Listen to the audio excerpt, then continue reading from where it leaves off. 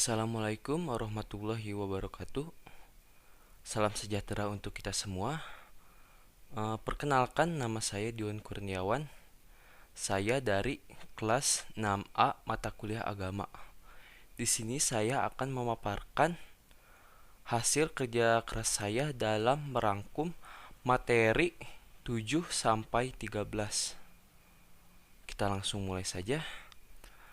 Untuk yang pertama yaitu materi 7, ruang lingkup akidah akhlak. Akidah. Secara etimologi bahasa, akidah berasal dari kata akadaya kidu akadon, berarti ikatan perjanjian, sangkutan dan kokoh. Disebut demikian karena ia mengikat dan menjadi sangkutan atau gantungan segala sesuatu. Dalam pengertian teknis, artinya adalah iman atau keyakinan. Menurut istilah terminologi, akidah ialah dasar-dasar pokok kepercayaan atau keyakinan hati seorang muslim yang bersumber ajaran Islam yang wajib dipegang oleh setiap muslim sebagai sumber keyakinan yang mengikat. Yang kedua yaitu akhlak. Kata akhlak secara etimologi berasal dari bahasa Arab. Bentuk jamak kata khuluq atau al-khuluq yang secara bahasa antara lain berarti budi pekerti, perangai, tingkah laku, atau tabiat. Pada hakikatnya, khuluq atau budi pekerti adalah suatu kondisi atau sifat yang telah meresap dari jiwa dan menjadi kepribadian hingga dari satu timbullah berbagai macam perbuatan dengan cara spontan dan mudah tanpa dibuat-buat dan tanpa melakukan pemikiran. Ruang lingkup akhlak. Yang pertama, akhlak terhadap Allah, akhlak terhadap manusia, dan yang terakhir, akhlak terhadap alam dan lingkungan. Fungsi akidah dalam Islam. Akidah Islam merupakan landasan bagi seluruh ajaran Islam. Akidah Islam berfungsi membentuk kesalehan seseorang di dunia. Akidah Islam berfungsi menyelamatkan seseorang dari keyakinan-keyakinan yang menyimpang. Yang terakhir, akidah Islam berfungsi untuk menetapkan seseorang sebagai muslim atau non-muslim. Materi ke-8 yaitu pengertian hukum Islam atau syariah Islam dan ruang lingkupnya. Pengertian hukum Islam. Syariah menurut bahasa artinya jalan menuju mata air, sedangkan menurut istilah, syariah artinya aturan atau undang-undang yang diturunkan Allah untuk mengatur hubungan manusia dengan Tuhannya, mengatur hubungan sesama manusia, dan hubungan antar manusia dengan alam semesta. Lalu ada hukum-hukum Islam. Yang pertama yaitu wajib. Wajib yaitu suatu perkara yang apabila dikerjakan mendapat pahala dan jika ditinggalkan mendapat dosa. Yang kedua sunnah, yaitu suatu perkara yang apabila dikerjakan mendapat pahala dan apabila ditinggalkan tidak berdosa. Yang ketiga mubah, yaitu suatu perkara yang boleh dikerjakan atau ditinggalkan karena tidak diberi pahala dan tidak berdosa. Yang keempat makruh, yaitu suatu perkara apabila ditinggalkan mendapat pahala dan jika dikerjakan tidak berdosa, seperti makan bawang mentah. Haram, yaitu suatu perkara yang apabila ditinggalkan mendapat pahala dan jika dikerjakan berdosa. Contohnya zina, mencuri, membunuh, dan sebagainya. Berikutnya, tujuan syariat Islam atau hukum Islam. Yang pertama, memelihara kemaslahatan agama. Yang kedua, memelihara jiwa.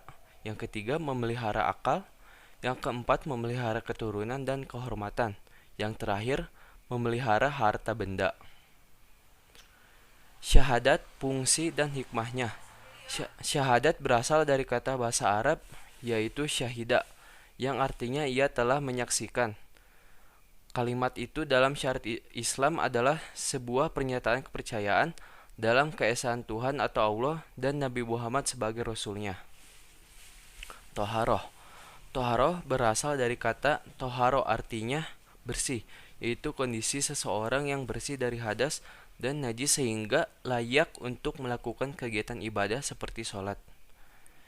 Najis. Ada 3 macam najis, yaitu yang pertama najis muhapapah atau ringan, najis mughalazo berat, dan najis mutawasito sedang. Salat. Salat menurut bahasa adalah doa, sedangkan menurut istilah adalah bentuk ibadah yang terdiri atas gerakan-gerakan dan ucapan-ucapan yang dimulai dengan takbiratul ihram dan diakhiri dengan salam dengan syarat-syarat tertentu. Puasa.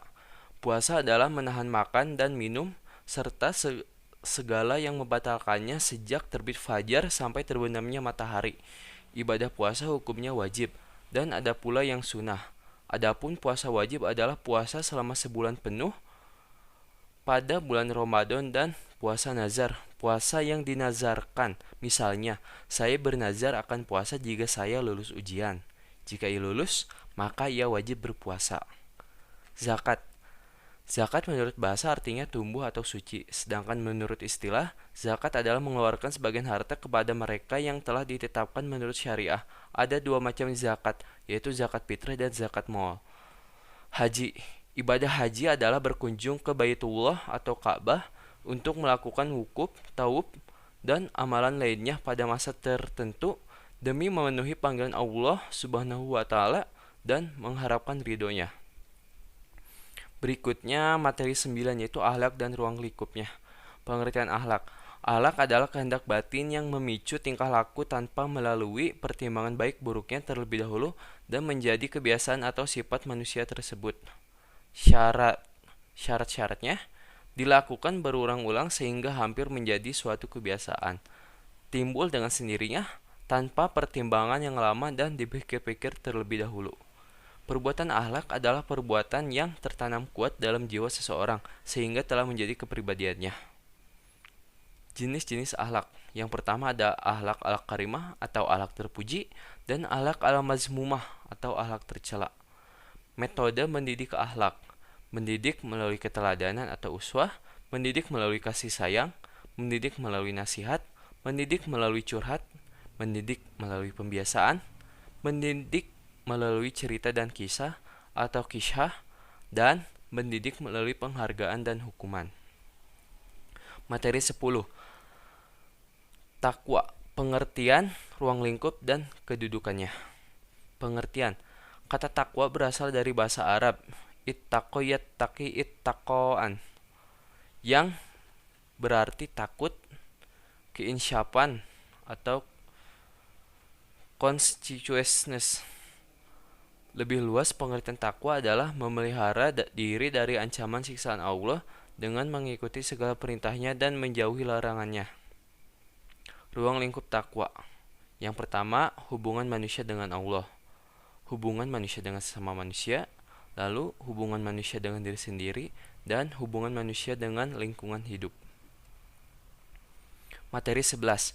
Islam dan ilmu pengetahuan. Pengertian ilmu. Ilmu adalah pengetahuan tentang sesuatu bidang yang disusun secara bersistem menurut metode-metode tertentu yang dapat digunakan untuk menerangkan gejala-gejala tertentu di bidang pengetahuan itu atau Kamus Besar Bahasa Indonesia. Adab-adab dalam menuntut ilmu. Yang pertama, ikhlas, lalu bersungguh-sungguh, meminta pertolongan kepada Allah Subhanahu wa taala, mengamalkannya, berakhlak mulia, dan mendakwahkannya. Filsafat ilmu. Ada aspek ontologis, aspek epistemologis, dan aspek aksiologis. Keterbatasan ilmu. Manusia diberi anugerah oleh Allah dengan alat-alat kognitif yang alami terpasang pada dirinya. Dengan alat ini, manusia mengadakan observasi eksperimental dan rasionalisasi. Dan Allah mengeluarkan kamu dari perut ibumu dalam keadaan tidak mengetahui sesuatu pun. Dan Dia memberi kamu pendengaran, penglihatan, dan hati agar kamu bersyukur. Surat An-Nahl 78. Ilmu-ilmu semu. Banyak orang yang mempelajari ilmu pengetahuan tetapi dirinya bersikap sekuler. Tak terkesan sedikit pun kecenderungan kepada Islam. Ilmu-ilmu seperti inilah yang disebut sebagai ilmu yang semu karena tidak membawa manusia kepada tujuan hakiki. Klasifikasi ilmu. Beberapa tipe klasifikasi telah dihasilkan dengan berbagai aspek peninjauan dan penghayatan terhadap ilmu-ilmu yang berkembang. Di antaranya, klasifikasi oleh Al-Kindi tahun 801 sampai 873 Masehi, Al-Farabi 870 sampai 950 Masehi, Al-Ghazali 1058 sampai 1111 Masehi, dan Ibnu Khaldun wafat pada 1406 Masehi. Materi 12. Kedudukan akal dan wahyu dalam Islam. Pengertian wahyu. Kata wahyu berasal dari kata Arab al-wahyu, dan al-wahyu adalah kata asli Arab dan bukan pinjaman dari bahasa asing yang berarti suara, api, dan kecepatan. Dan ketika al-wahyu berbentuk masdar, memiliki dua arti, yaitu tersembunyi dan cepat. Fungsi wahyu. Wahyu berfungsi memberi informasi bagi manusia. Sebenarnya, wahyu secara tidak langsung adalah senjata yang diberikan Allah kepada nabi-nabinya untuk melindungi diri dan pengikutnya dari ancaman orang-orang yang tak menyukai keberadaannya. Dan sebagai bukti bahwa beliau adalah utusan Sang Pencipta, yaitu Allah Subhanahu wa taala. Kekuatan wahyu. Wahyu ada karena izin dari Allah, atau wahyu ada karena pemberian Allah. Wahyu lebih condong melalui dua mukjizat, yaitu Al-Quran dan As-Sunnah, membuat suatu keyakinan pada diri manusia. Untuk memberi keyakinan yang penuh pada hati tentang adanya alam gaib, wahyu turun melalui para ucapan nabi-nabi dan rasul. Pengertian akal. Kata akal sudah menjadi kata Indonesia, berasal dari kata Arab al-aql yang dalam bentuk kata benda.